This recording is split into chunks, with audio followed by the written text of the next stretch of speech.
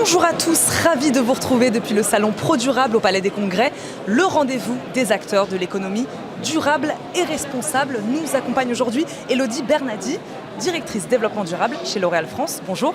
Bonjour. Merci beaucoup de nous accompagner aujourd'hui.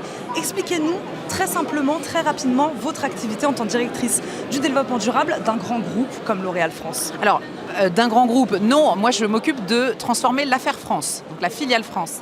Et donc, ma mission principale, c'est justement de transformer notre activité de filiale pour la rendre compatible avec les limites planétaires. Donc, c'est en gros décarboner, entrer dans un modèle circulaire, engager notre écosystème, donc nos clients, nos fournisseurs, mais aussi nos consommateurs, bien entendu, transformer nos modèles de communication et puis engager nos collaborateurs, donc les former, les informer, etc.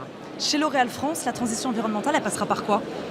Alors, je dirais par la prise de conscience de tout le monde, de tous les collaborateurs et je dirais même de l'écosystème qui travaille avec nous, de notre impact. Et elle passera aussi par notre capacité à nous mettre en action, à vraiment agir et à transformer justement notre modèle d'affaires, les produits qu'on propose, mais aussi la manière dont on les source, la manière dont on les façonne, dont on les produit. Donc on agisse vraiment sur toute la chaîne de valeur. Et puisque c'est la thématique de cette édition, je me permets de vous poser la question, la bascule culturelle, qu'est-ce que ça signifie pour vous ?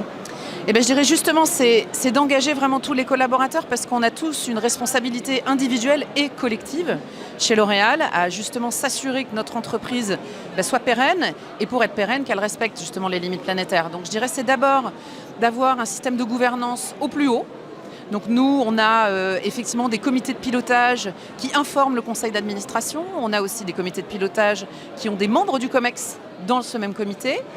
On a nommé aussi des directeurs du développement durable dans toutes les grandes entités, je dirais, de l'entreprise. Donc les directions générales de grandes marques, les directions de division, les pays, bien entendu, et aussi les zones, puisque L'Oréal a divisé le monde en zones. Et puis enfin, évidemment, c'est donner l'opportunité à chaque collaborateur d'agir au quotidien sur son métier.